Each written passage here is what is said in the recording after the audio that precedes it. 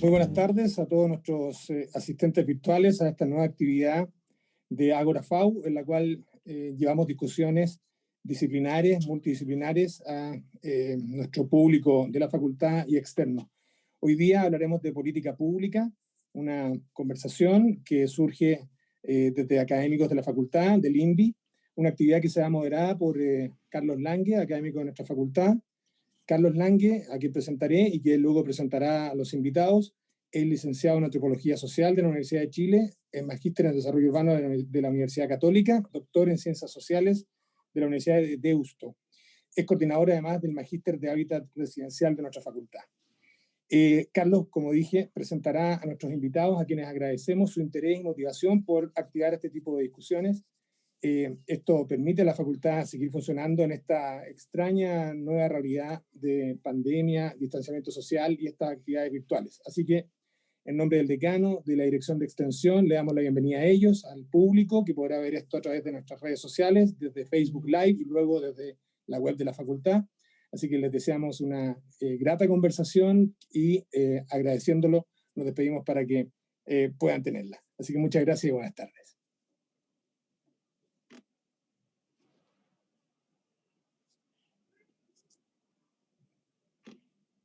Es tu turno, Carlos.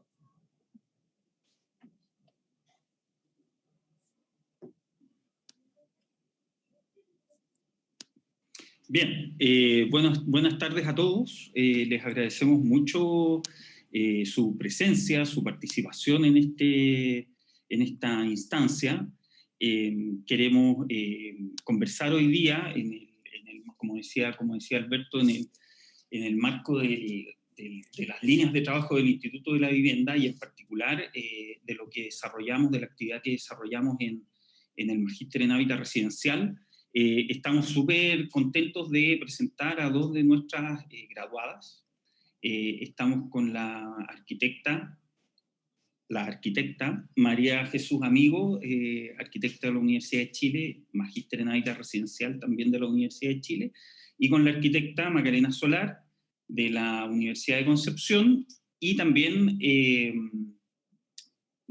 graduada en el magíster en Hábitat Residencial de nuestra facultad.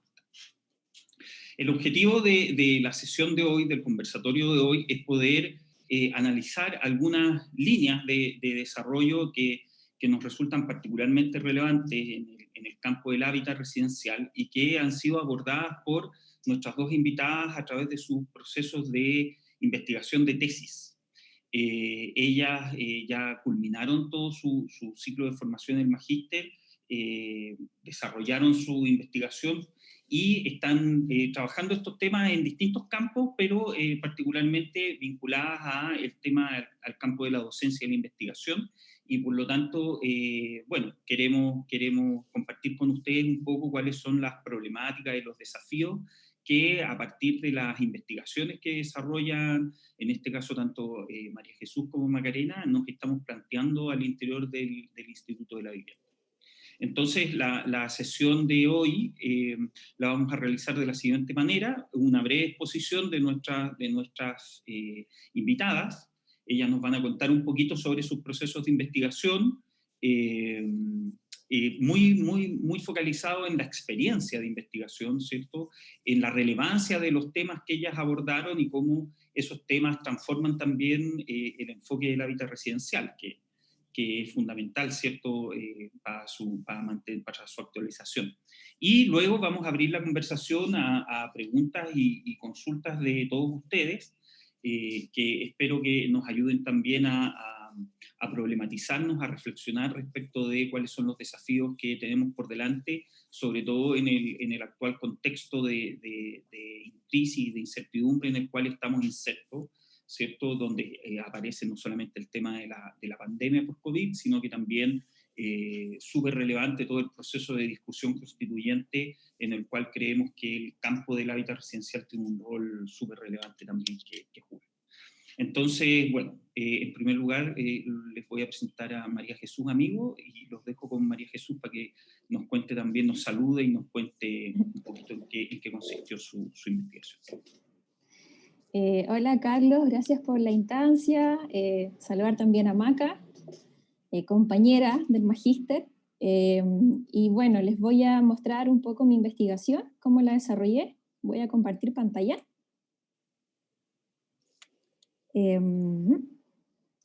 Sí, ¿se ve bien? Parece, ¿cierto? Súper bien. ¿Sí?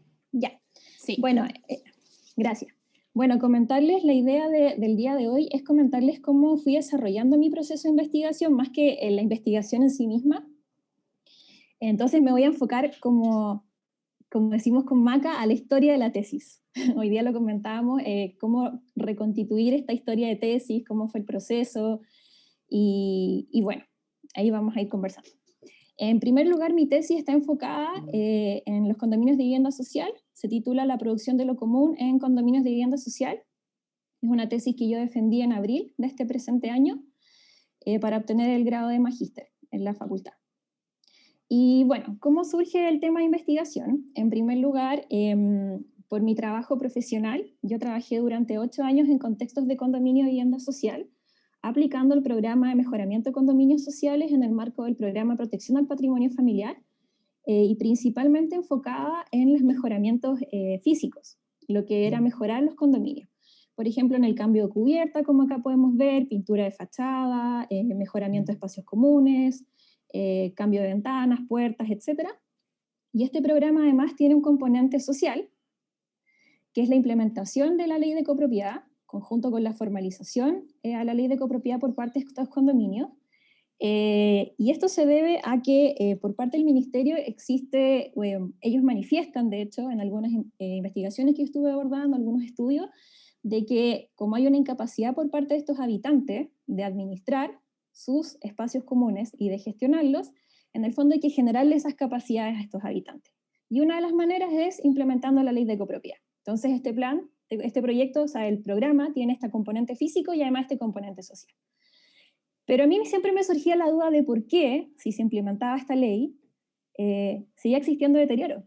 Y aquí, por ejemplo, pongo algunas fotografías de algunos condominios que yo trabajé, y el deterioro, claro, uno lo ve en sus espacios comunes, el desamparo, la drogadicción, focos de inseguridad, deterioro en sus estructuras, problemas en su, por ejemplo, acá en evacuación de aguas lluvias, etc. Entonces, ¿por qué si se implementa esta ley tan ajena a lo que en verdad está en el territorio, mejor no se visualiza qué sucede ahí? O sea, debe existir algún tipo de capacidad de estos habitantes para regular sus espacios y por motivo por el cual esta ley está tan alejada de esta realidad, o sea, se aplica y no funciona de todas formas. Y ante eso me di cuenta, producto de mi experiencia y de visitar constantemente los condominios, de ciertas apropiaciones en el territorio que daban cuenta de acuerdos, negociaciones entre habitantes para gestionar y administrar sus espacios comunes.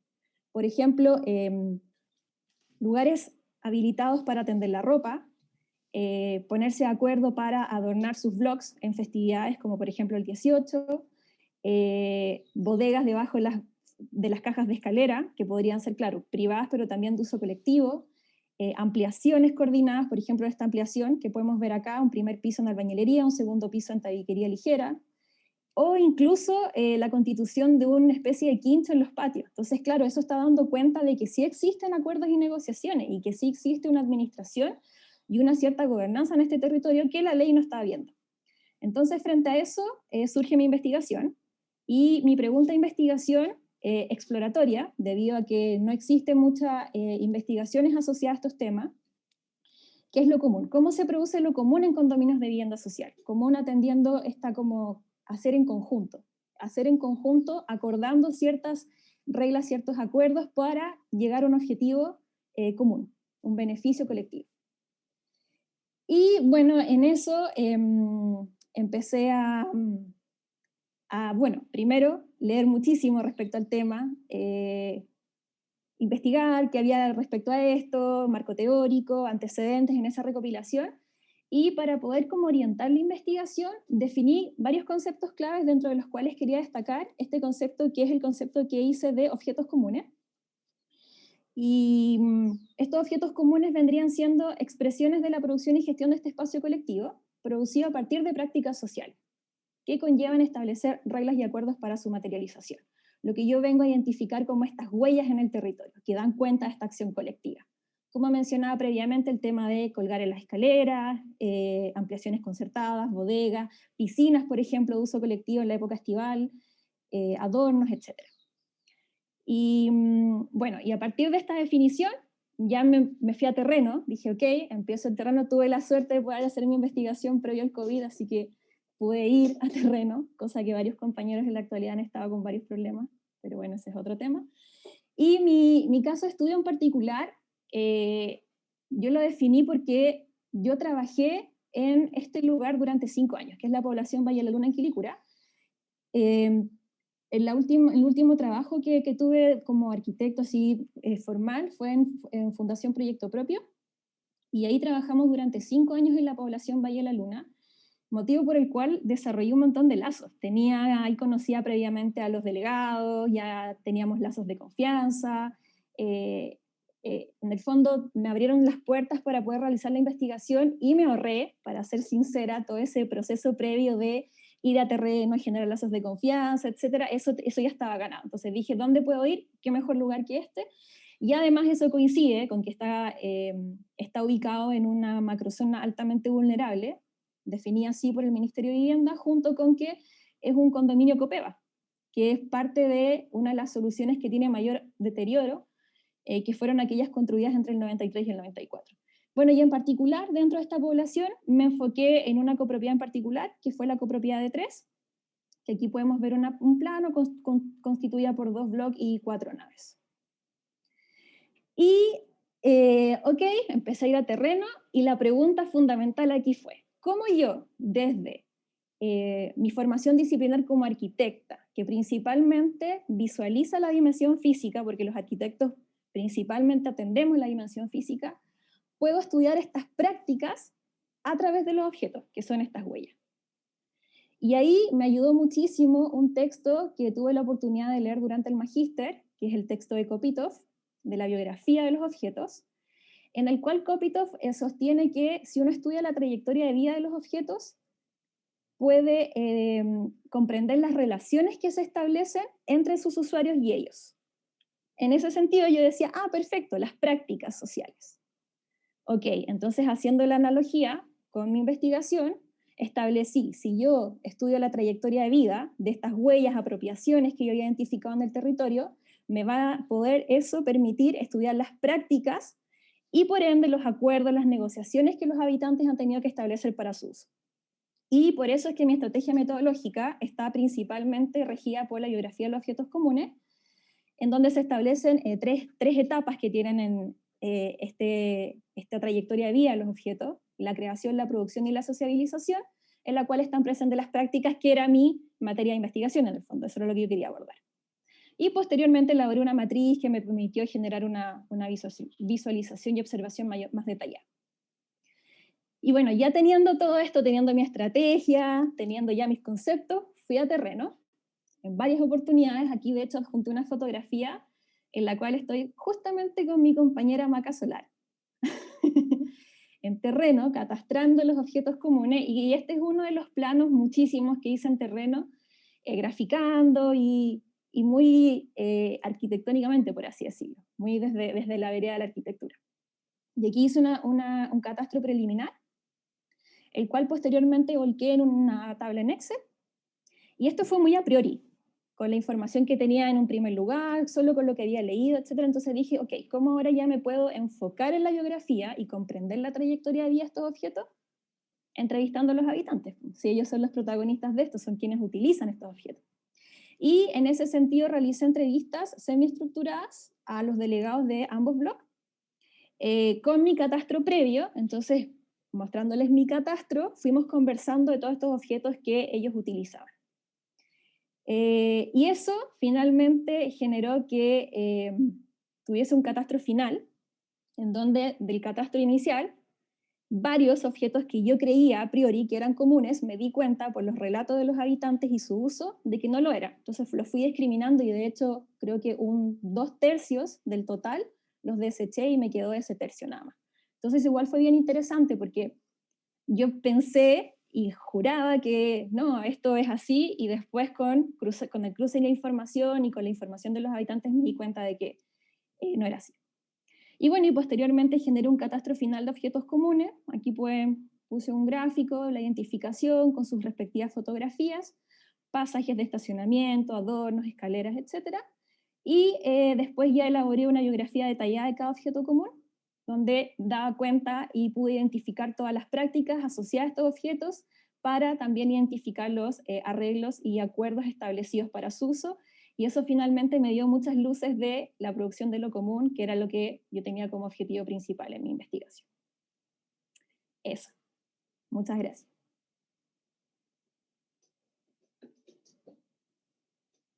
¿Tienes el micrófono? Gracias, Jesús. ¿Les parece que pasemos ahora a la presentación de Maca Solar? Ya. Voy a compartir pantalla. Ahí sí. ¿Se ve bien? Voy a ponerla en modo presentación. Sí. Ya. Bueno, hoy día les voy a mostrar como es lo que hablaba la Jesús, esta historia de una tesis, que es muy distinto, me imagino yo, para cada persona que la realiza. Y algo que destacar inmediatamente es que en este equipo, al menos Carlos también es parte, la Jesús, otros profesores más, siempre ha sido un trabajo colaborativo y muy comunitario quizás, donde todos hemos podido opinar y aportar. Entonces yo creo que estas tesis en el fondo igual son un poco parte de todos. Entonces mi tesis se llama Espacialidad del Cuidado, develando las prácticas espaciales de mujeres cuidadoras en Santiago de Chile. Y este rollo como parte en el fondo porque cuando yo estaba en la universidad en pregrado descubrí la investigación como parte del mundo laboral de la arquitectura y me gustó mucho. Empecé a trabajar temas de movilidad, luego salí de la universidad, seguí trabajando en el área privada, no me gustó, porque tenía estas inquietudes en el fondo como de seguir buscando otros espacios. Y en un momento empiezo a militar en el feminismo como dentro de la ciudad de Concepción, me uní a un grupo y ahí empezaron muchos cuestionamientos que para mí fueron como cuestionando como cosas que había aprendido, cosas que pensaba, pero también dirigiendo ese sentir y ese pensamiento hacia cuál era el rol de la mujer, por ejemplo, en los barrios, cómo se vinculaba esto con la movilidad, que era un tema que yo no quería soltar porque me gustaba y no sé, como que lo llevo mucho, y cómo estas relaciones en el fondo suceden desde una mirada feminista o cómo desde el feminismo podemos aportar en la arquitectura o cómo se cruzan estas cosas. Entonces, el 2017 me entré al Magíster de Hábitat Residencial y para mí es súper importante mencionar Concepción y Santiago porque en ese momento yo vivía en Concepción y viajaba a Santiago a estudiar todos los fines de semana, hasta que finalmente me fui a vivir a Santiago. Pero en ese momento ya empezamos con el tema de la tesis y estas eran las 3 grandes cosas que yo quería como considerar en el fondo sin saber para dónde enrielarlo, pasé por otros temas entre medio, o sea, como toda esta experiencia con la tesis es bastante no lineal, compleja, por eso dibujé esta línea de tiempo así como desordenada y como con harta vuelta, porque la tesis es harta vuelta, o al menos la mía fue así, no sé la de los demás.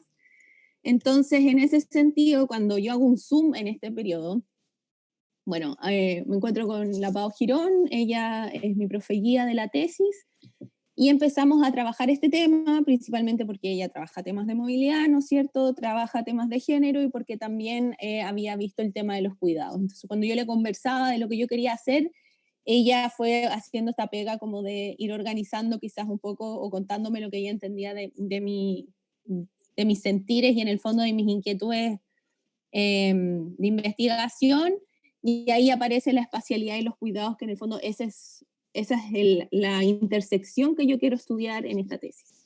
Entonces parto esta tesis del 2018 con la pregunta que dice: ¿qué espacialidad producen las prácticas cotidianas y relaciones de cuidado de mujeres cuidadoras en Santiago de Chile? A mí me interesaba ver cómo eran esos espacios que producían las mujeres cuidadoras ya fuera de cualquier persona, pero como hay que acotar las cosas, decidí trabajar con mujeres que cuidaran niños, ya fueran sus hijos, niños, sobrinos, da lo mismo, niños de ajenos, da exactamente igual.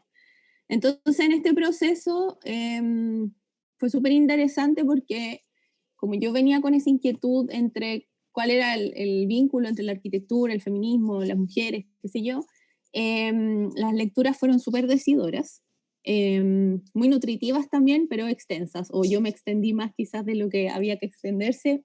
Mi corazón ñoño ahí está leyendo siempre y creo que fue súper útil además porque me permitió amplificar un poco esta mirada acotada que yo tenía, o quizás esta comprensión pequeña de esta relación. Entonces, después de leer, me puse a pensar en el fondo cómo tenía que hacer la tesis o con qué iba a derivar todo esto.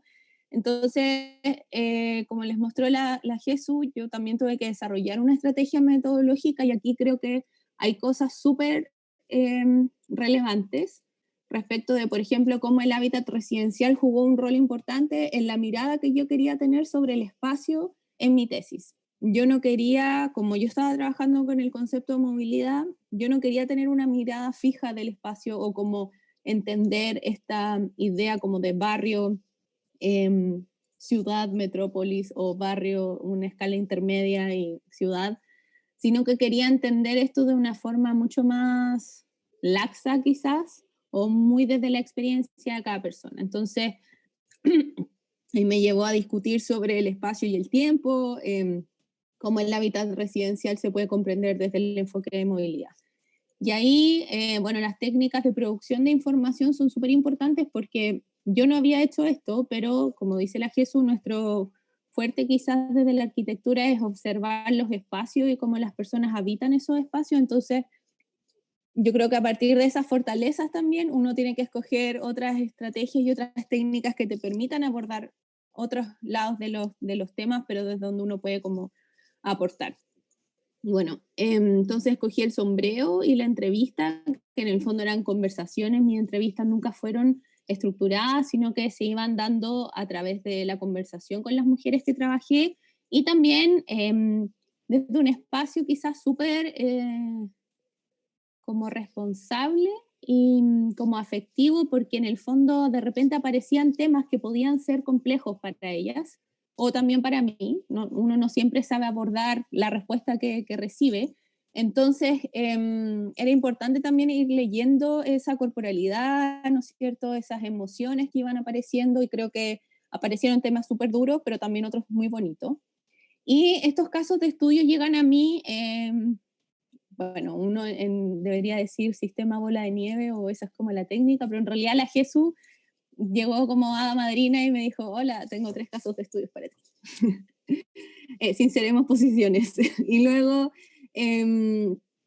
bueno, el trabajo de campo, que fue entre diciembre del 2018 y enero del 2019, fue súper intensivo y que en realidad necesitaba que fuera así porque lo que yo quería observar era esta cotidianeidad de las personas sin que ellas se sintieran como en el fondo esta actuación que uno podría generar naturalmente cuando hay una persona observando. Entonces, creo que lo más importante de todos estos pasos es el análisis y el ordenamiento de la información, que en el fondo mi fortaleza o mi ventaja en esta investigación era mi relación con el dibujo, mi relación con la forma de poder generar gráficos y cosas que a partir en el fondo de los relatos de las mujeres.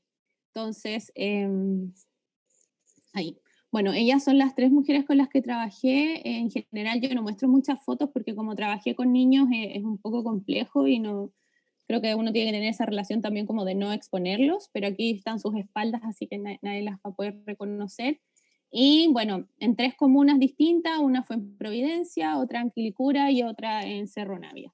Entonces a partir de ahí, yo de los relatos etnográficos que hicimos y como de toda la información, porque en el fondo uno igual tiene que decantar los temas, hacer una tabla, empezar a revisar qué es lo que más repite la gente o qué es lo que más pone énfasis en su relato, pero cómo ese relato se condice con la práctica, y si es que se condice, porque yo creo que eso es algo interesante cuando uno analiza relato y práctica, que muchas veces decimos cosas que no tienen nada que ver con la realidad que estamos ejerciendo con nuestros cuerpos. Entonces, lo que yo hice fue intentar organizar estos relatos y estas experiencias de cuidado en la ciudad a través de dibujos. Entonces, aquí el primero es la organización del cuidado, que son cosas comunes que yo encontré. La mujer siempre estaba en el centro y tenía estas etapas como de organización del cuidado, que si bien yo las pongo así con este ciclo, no suceden una primero y la otra después, sino que se traslapan, pueden tener días de diferencia,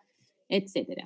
Entonces, para poder también, por ejemplo, organizar cómo se encadenan las personas en la ciudad para que la movilidad cotidiana de un niño pueda suceder, organicé estos gráficos, por ejemplo, que funciona como un reloj.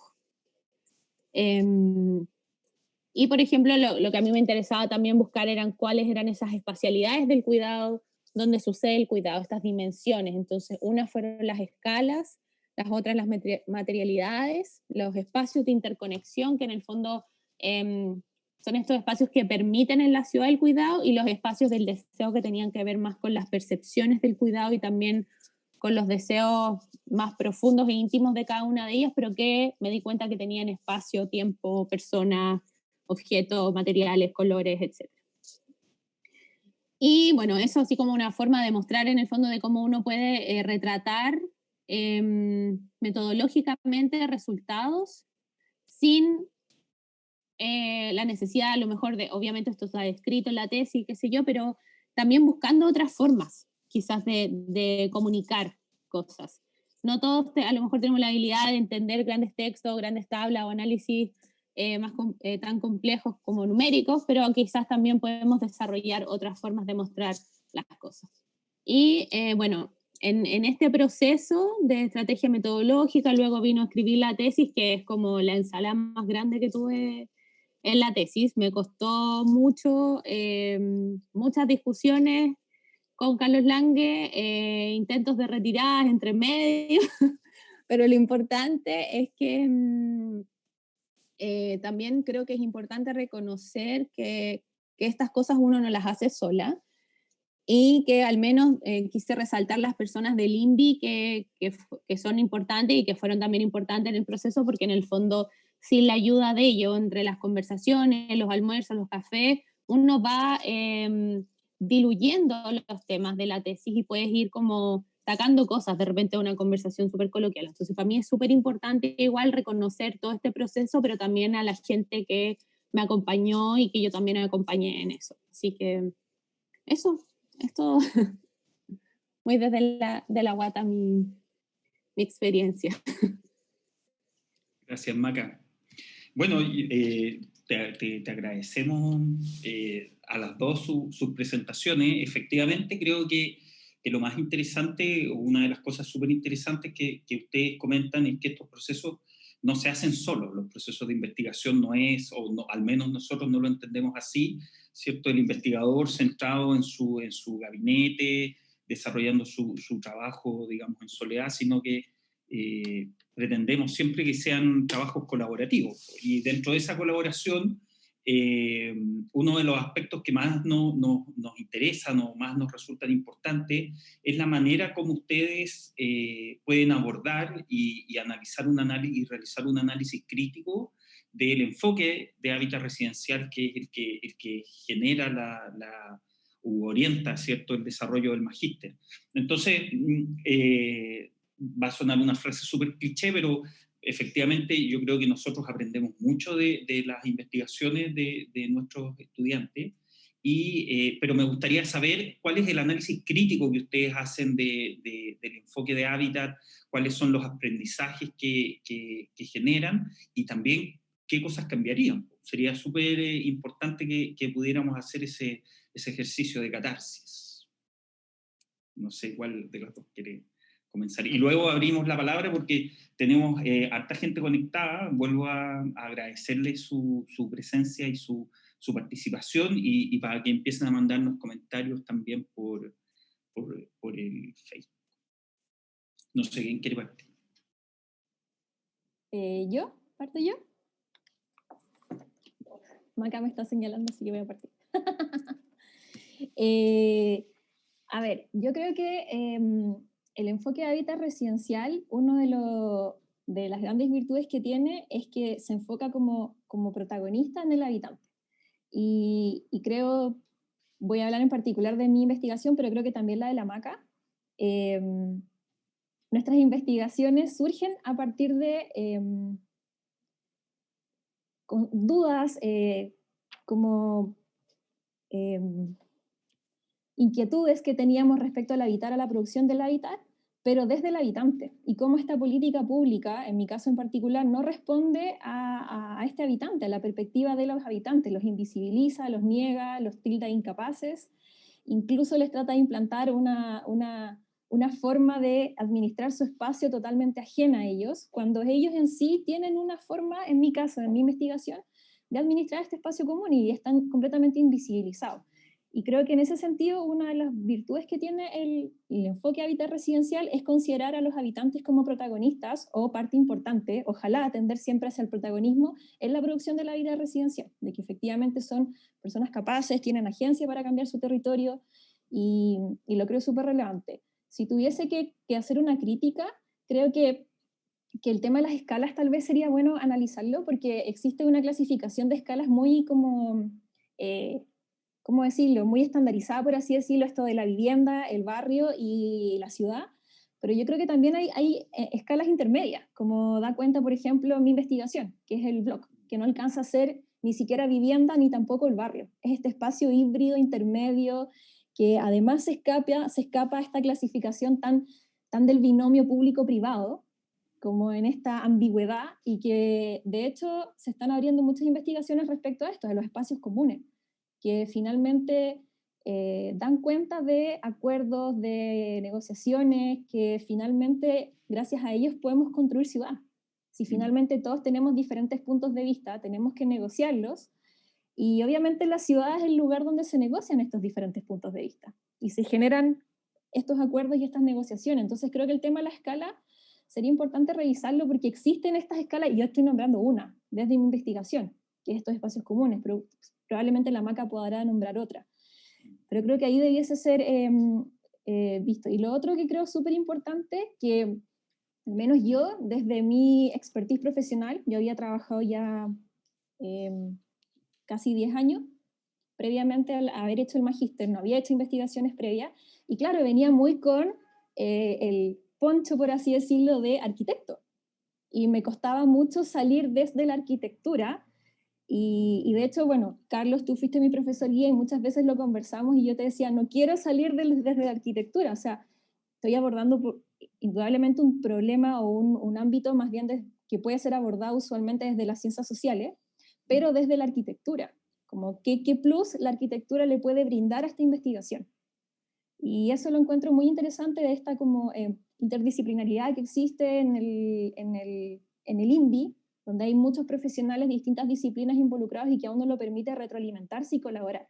Lo que dice Maca, finalmente, para concluir, me parece súper importante, que la tesis no es de uno, son de varios contribuyeron, y también en mi caso muchos profesores contribuyeron desde sus disciplinas, entonces creo que eso igual es fundamental. De todas maneras, súper de acuerdo. Maca, ¿cómo lo ves tú?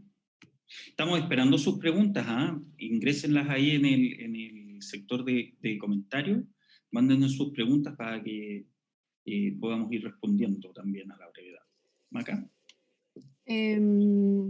Sí, o sea, para mí el enfoque de hábitat creo que entregó un puntapié importante en cómo entender, quizás cómo sacarse esta mirada del espacio fija, ¿no es cierto?, de este proceso que me parece, creo que eso es lo más revelador del enfoque o de lo que más cambia la mirada tan rígida en la que aún hoy se enseña arquitectura. O sea, yo creo que esto no es solo bacán descubrirlo porque estás haciendo una investigación, sino porque creo que cuestiona otras áreas también, como en el fondo cómo se enseña arquitectura hoy, que por lo menos para mí, en la parte académica es relevante en cómo miramos la vida en el fondo, porque cada uno con las experiencias propias va construyendo un espacio, ¿no es cierto? Pero también, agregado a eso, me faltaba bueno, me faltaba la mirada de género, ¿no es cierto? Y la mirada del feminismo, que en el fondo pero más que eso en particular, es cómo entendemos la interseccionalidad. Para mí yo creo que es una cosa como de intersecciones. En el fondo, ¿es necesaria hoy en día la mirada de género? Sí, también, pero cómo nos vamos cuestionando el espacio, cómo se genera esa relación.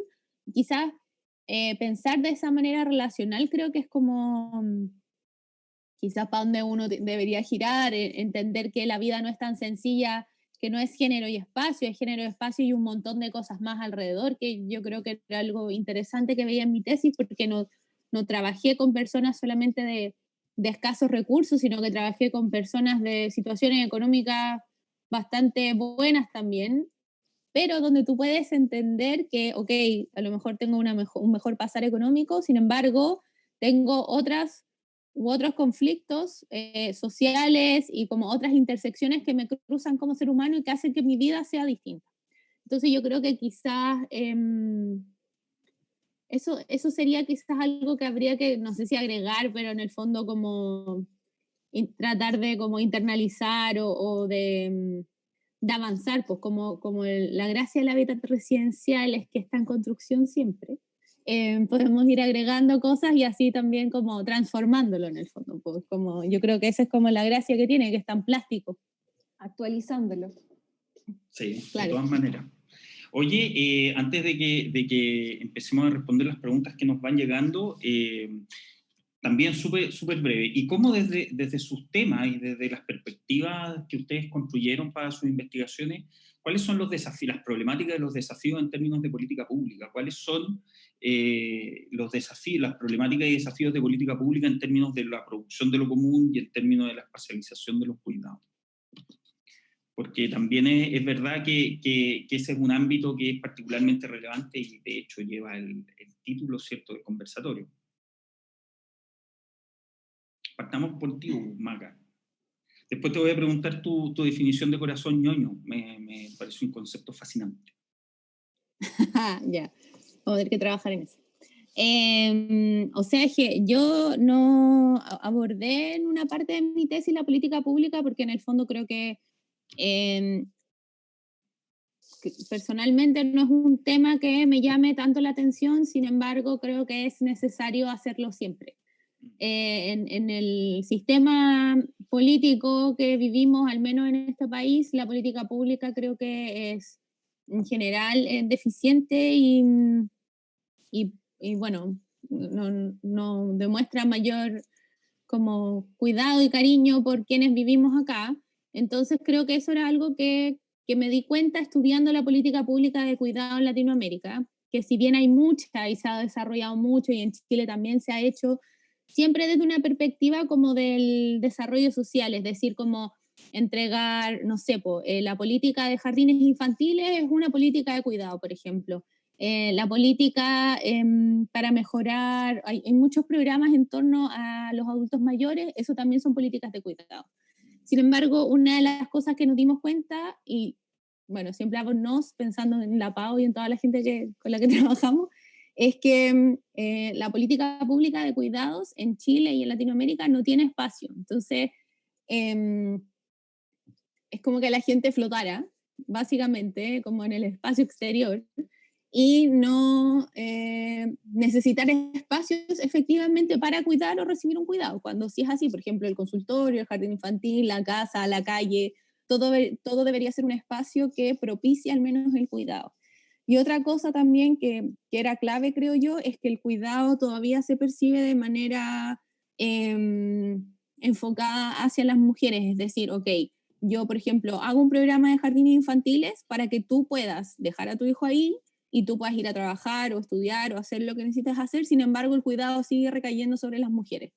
Y creo que un aspecto importante que me di cuenta estudiando estas políticas públicas es que hay muchos países que intentaron abordar esto desde una mirada más comunitaria.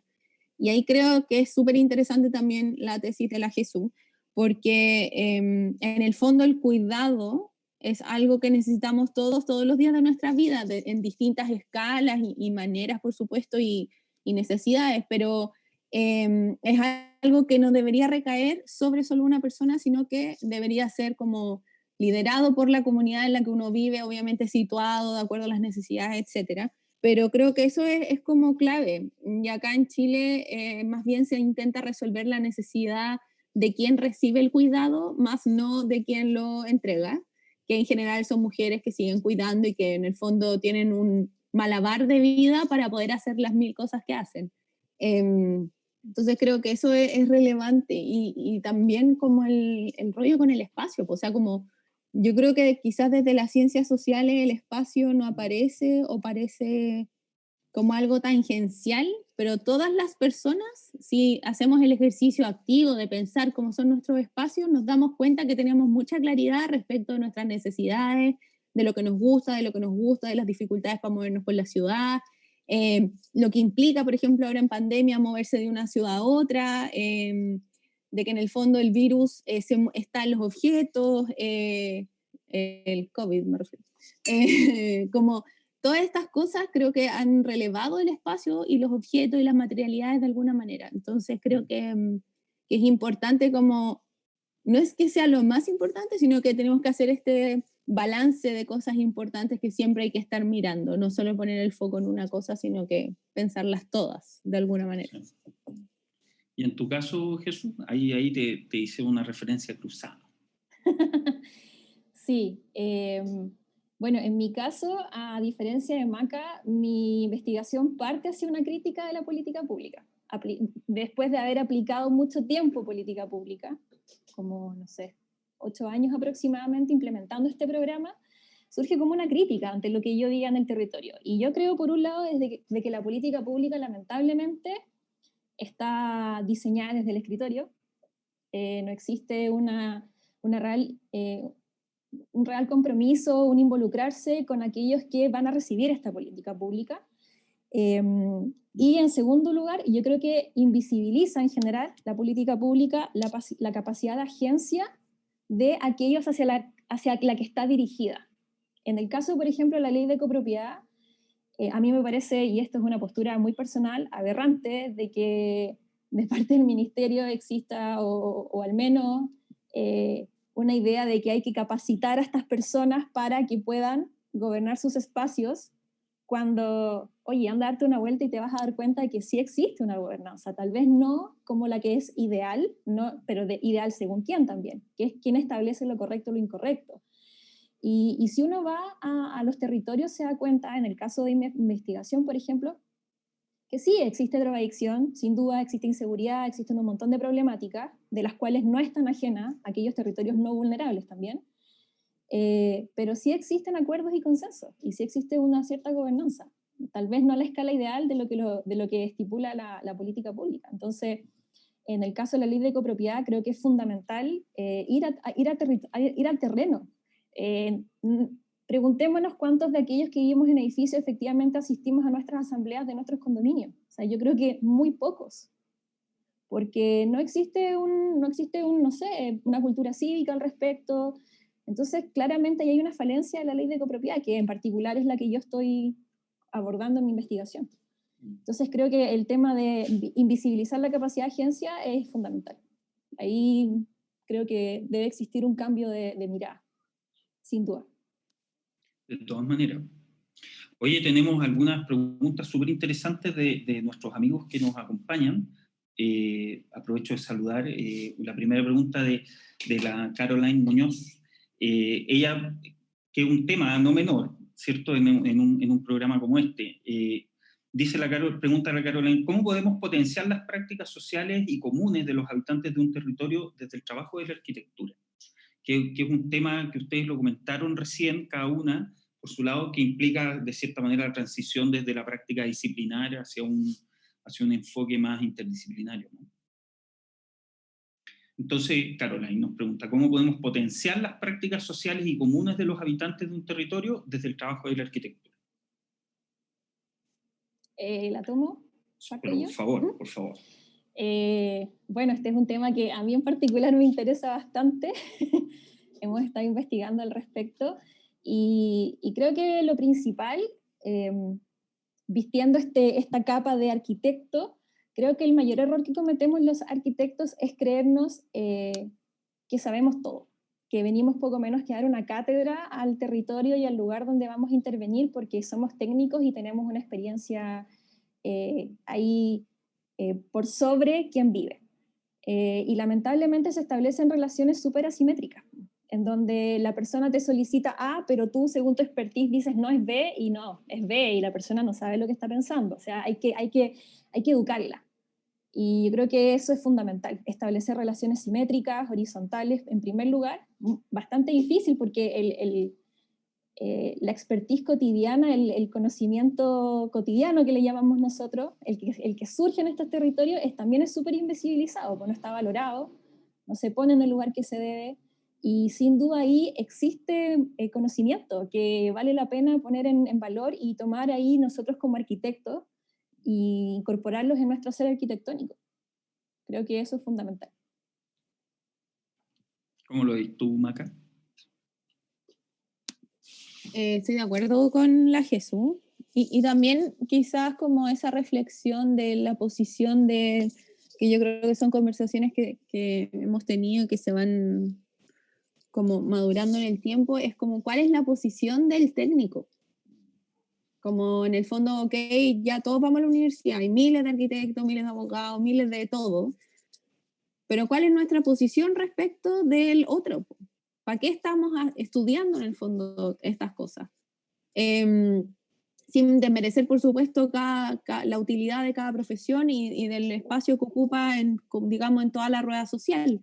Pero en el fondo, estas prácticas de las que habla la Jesús, de esta posición tan elevada, ¿no es cierto?, de la arquitectura, de que tú sabes cómo la gente vive, yo creo que a la vez es un llamado de atención para las profesiones en general, y yo puedo hablar también de la arquitectura, que es como, bueno, ¿cuál es nuestra posición? ¿Cuál es nuestro nivel de humildad? Y también entendernos como habitantes. Nosotros también sabemos cómo vivir nuestra vida y no queremos que nadie nos venga a decir cómo hacerla. Y si necesitamos ayuda, bueno, habrá gente que a lo mejor nos puede tender la mano y ayudarnos en ese momento. Y que yo creo que funciona un poco así, como las personas saben cómo habitar sus territorios, tienen sus estrategias, quizás pueden no ser las mejores o quizás son muy buenas, y no lo sabemos porque no nos paramos a observar ni a escuchar. Yo creo que una de las cosas que aprendí a mejorar y hacer mucho como más es la escucha activa, consciente de cuando estás en un proceso de entrevista o cuando tenés que desarrollar un proyecto, independiente de quién sea la persona a la que estás escuchando. Entonces yo creo que hay que bajar los humos, pero esta cosa no puede partir solamente cuando sales a trabajar. O sea, esto es como la socialización desde que eres chica, po. Lo que te enseñan en tu casa, en el fondo, es lo que vaya a replicar, y lo que te enseñan en tu casa de arquitectura es lo que vaya a replicar afuera. Entonces, creo que es un tirón de orejas también para todos, porque en el fondo tú estás en un lugar para desarrollar un proyecto y en el fondo son las necesidades de esos habitantes las que necesitan ser resueltas. Pero además yo también creo que la arquitectura, o en el fondo el desarrollo arquitectónico, el desarrollo de proyectos, puede ayudar a mejorar las condiciones de habitabilidad y sociales de un grupo de personas, pero no creo que pase solamente por ahí. Creo que es mucho más complejo el problema, que es algo que también conversamos mucho cuando hablamos de como el espacio público y el género. Que ilumines más la calle no quiere decir que no te vayan a asaltar o que no te vayan a violar o que no te vaya a pasar algo en la calle. Va a estar más iluminada la esquina, seguro, pero nada más nomás. Porque la transformación es mucho más compleja que la luminaria de una calle. Sí, total, de acuerdo. Oye, en esa línea, aprovechamos de saludar también, está Adolfo López, nos pregunta, ¿cuál sería la contraparte de lo aprendido? ¿Qué les faltó, por ejemplo? O si ustedes sienten que hay algún tipo de saber que les quedó pendiente abordar.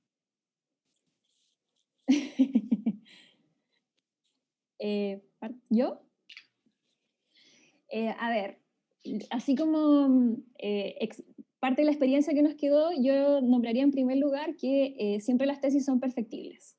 Uno cree que tiene ese anhelo de llegar a un producto final impecable, y eso es difícil que suceda porque siempre pueden ir mejorando, y lamentablemente uno tiende como a estirar mucho el chicle, por así decirlo, y decir, no, quiero avanzar en esto, en esto, en esto, pero igual hay un momento en que uno tiene que decir ya suficiente y entregar la tesis. Eso es como una recomendación para los compañeros que están en proceso de investigación, sobre todo.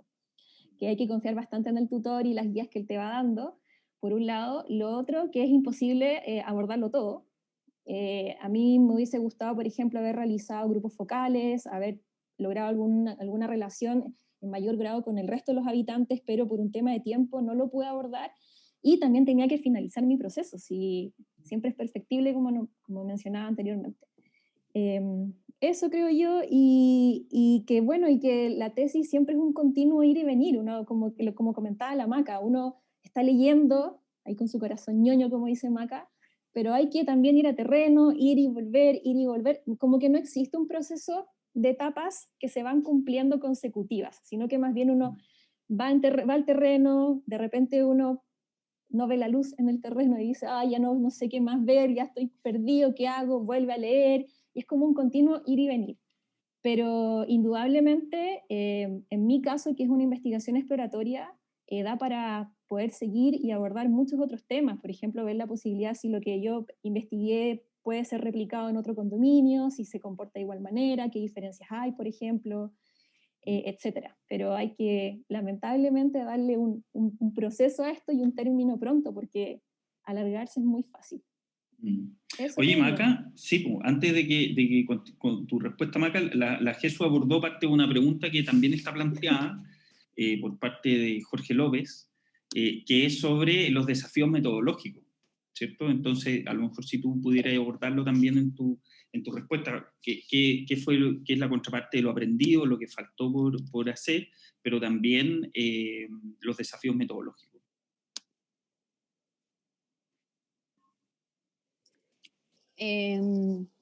Bueno, la verdad es que yo estoy bastante satisfecha con mi tesis.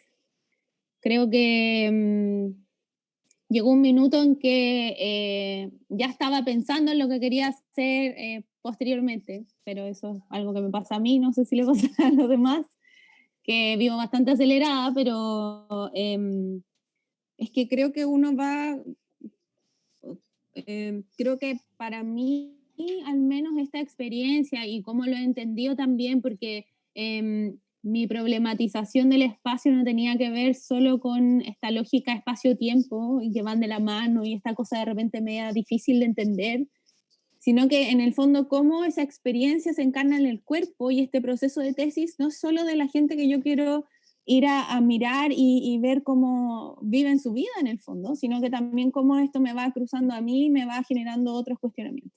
Y creo que metodológicamente hubiese sido más interesante, por ejemplo, o quizás, no sé si más interesante, porque yo creo que todas las experiencias son importantes, sino que explorar otras áreas del cuidado. Por ejemplo, yo me enfoqué en algo bastante tradicional, que es la relación de mujeres con niños entendiéndose desde los 0 hasta los 12 años. Pero creo que algo que tengo pendiente o que quiero continuar es trabajar otras formas de organización social que tienen que ver con el cuidado. Por ejemplo, ¿qué pasa con las personas que escogemos a lo mejor no tener hijos y queremos llevar una vida entre amigos en un espacio común? ¿Cómo son las relaciones de cuidados fuera de lo tradicional o fuera de de esta figura familia, ¿no es cierto?, que es tan impositiva desde el Estado, mamá, papá, niño en el fondo? ¿Cómo me gustaría como indagar en eso? Y creo que metodológicamente fue súper interesante también explorar el lado del dibujo. Yo no me considero una persona buena para dibujar, creo que la arquitectura me entregó herramientas como para mejorar mis habilidades, pero que en el fondo es interesante explorar otras formas, y creo que con la Pau hemos intentado seguir trabajando eso. Ella como que me desafiaba que yo explorara más ese lado que tenía, según ella, más desarrollado. Según yo estaba peludo, pero algo logré ahí, porque es importante buscar distintas maneras de comunicar, o al menos yo veo así los procesos metodológicos, como cómo comunicamos las cosas.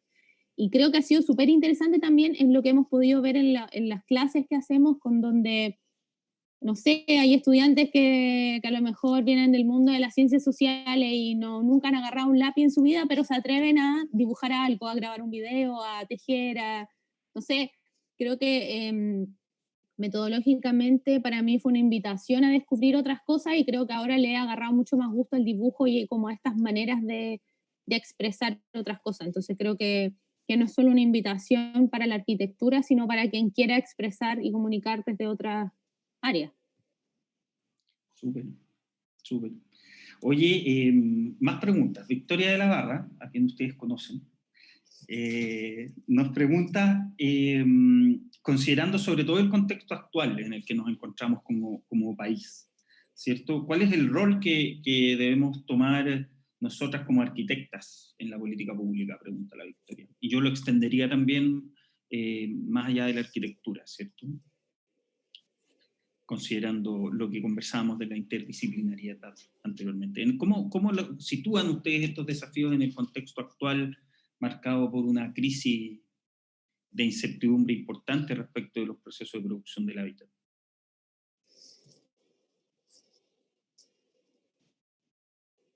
Perdón, estaba con el micrófono apagado.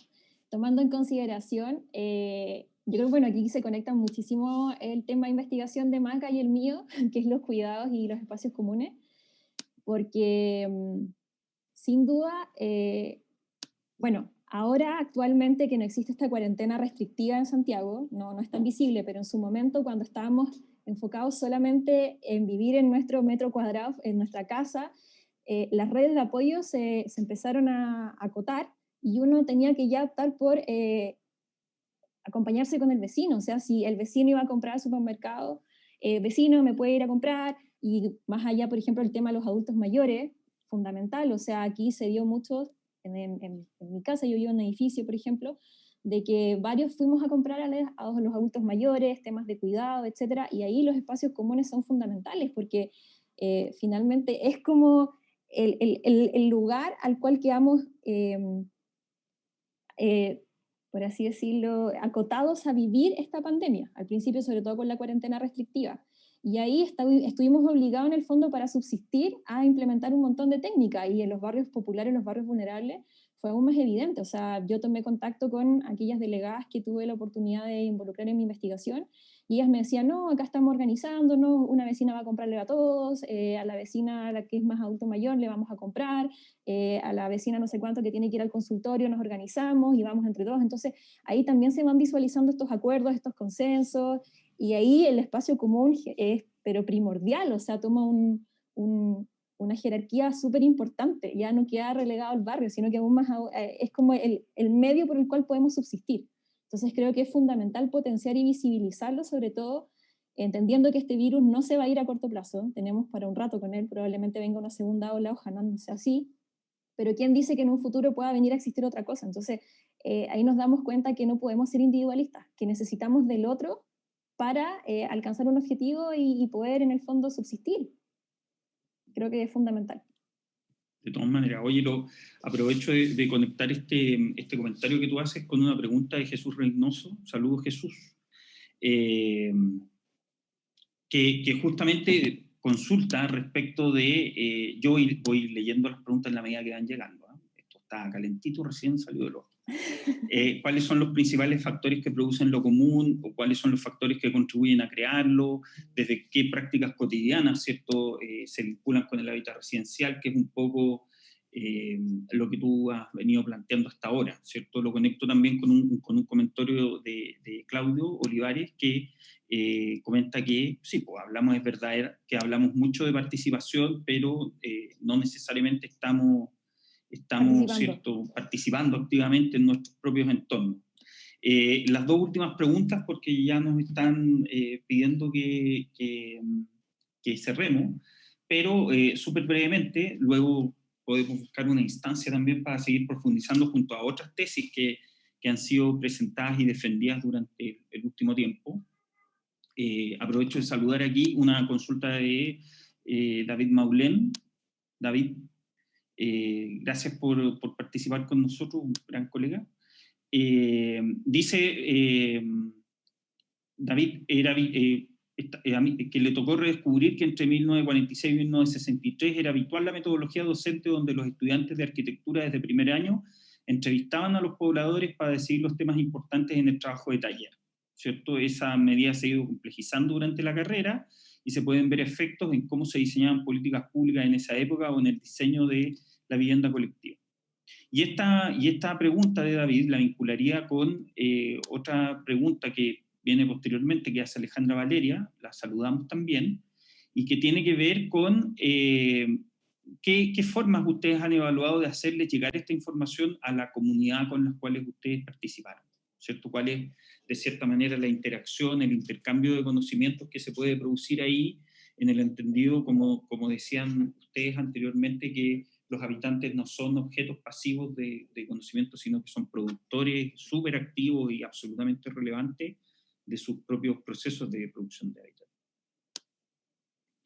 Les agradecería ahí si me pueden contestar. Son hartas cosas, tienen su complejidad. Maca, ¿y tú?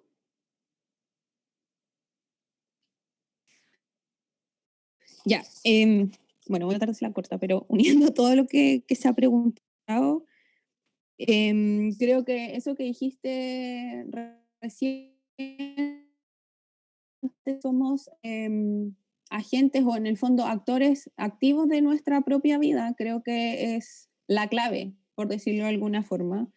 Porque si esta pandemia ha demostrado es que vivimos en un sistema donde la informalidad es la regla general del trabajo, donde quizás los que nos pudimos quedar en la casa somos pocos y quizás bastante privilegiados dentro de la escala de detrimentos en los que se vive. También creo que la pandemia ha dejado en clara la necesidad de comprender el espacio, no solo de considerarlo en la política pública, sino de comprender el espacio en que nos movemos, ¿no es cierto?, como algo transversal. Y creo que también eso interpela la necesidad de la intersectorialidad de la política pública. También creo que ha habido una transformación en el interior de los hogares y de las casas propiamente tal, de los departamentos, importante. Hemos tenido que llevar la oficina a la casa y eso resalta objetos, resalta materialidades, resalta dinero, resalta un montón de cosas que se van a ver y que se vieron y se han visto complicadas en el fondo, o sea, la escuela, la oficina, la casa, todo funcionando dentro de este mismo espacio, ¿no es cierto? Y creo que los cuidados también han sido súper relevantes, la verdad, una conversación bastante grande sobre todo desde el rollo de la pandemia, pero que creo que involucra no solo esta relación afectiva, familiar que uno puede tener con su entorno cercano, sino que en el fondo es entender esta escala de cuidados que también permite que funcione la ciudad.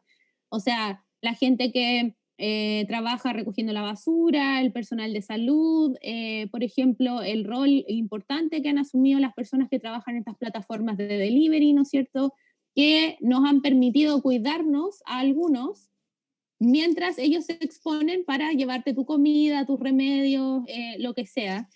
Entonces creo que también es importante ampliar esa mirada desde los cuidados y como asumirlo como una necesidad básica de la vida, en el fondo, este acompañamiento en los distintos ciclos de vida y en distintas cosas.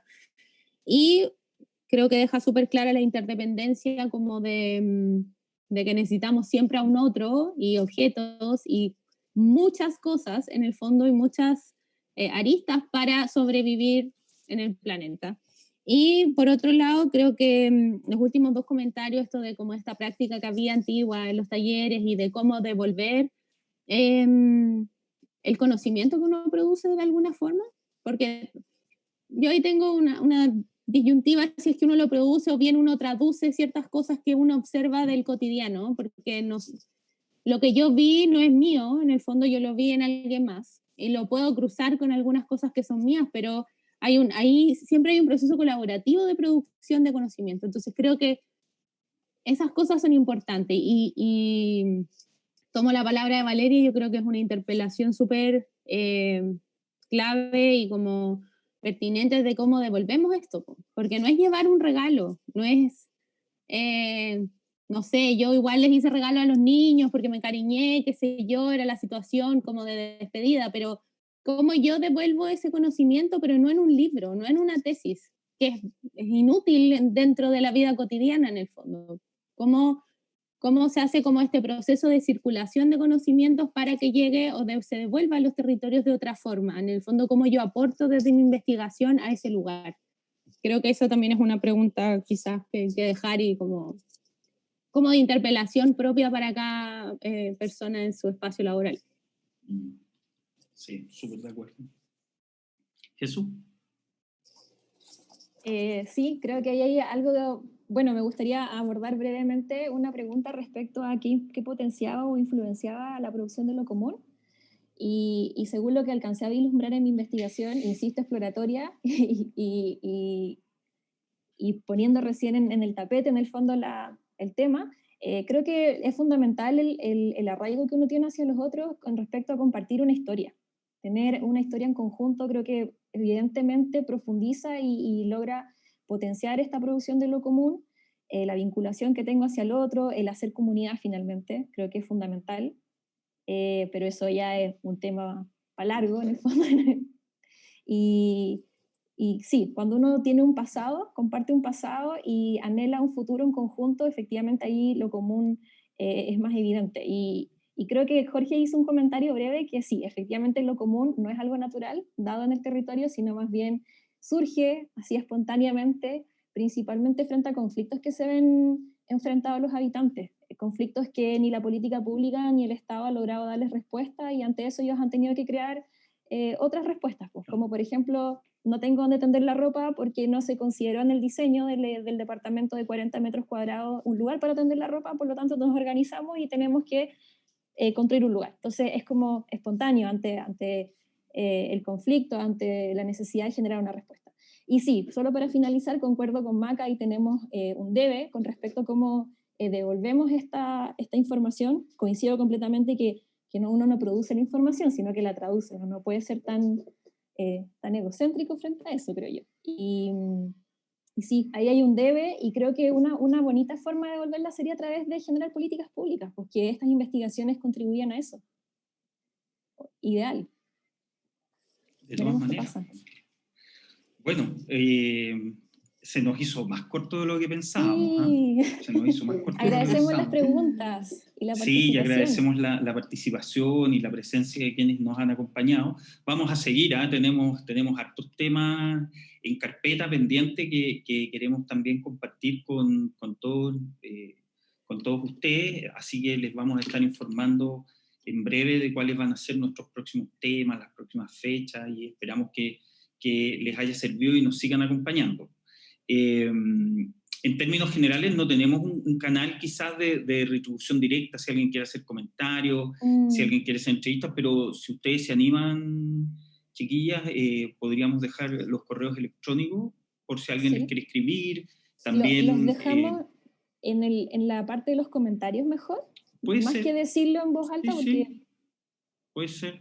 ¿Eso podríamos hacer? Sí, si les parece bien, podemos dejar sus correos electrónicos ahí, sobre todo si quieren compartir sus tesis, que todavía estamos en proceso de ingreso en el repositorio académico, pero también es posible que ustedes las puedan compartir con quienes estén interesados, etc. ¿Les parece? ¿Maga? Super. Sí, super. Sí. Ya, se puede compartir y replicar, y da lo mismo, es de todos. Que el conocimiento se difunda, esa es la idea. Sí, se distribuye. Ya, pues les agradezco, chiquillas, la verdad es que ha sido súper interesante, pero además también súper bonito, hay que decirlo, poder tener esta instancia de compartir lo que ustedes han desarrollado, y quedamos aquí en contacto para nuestra próxima sesión, que les vamos a estar avisando. Y un abrazo para todos los que nos han acompañado en este conversatorio. Muchas gracias. Gracias a todos. Cuídense, a seguir cuidándose. Chao. Seguir cuidándose. Chao. Chao.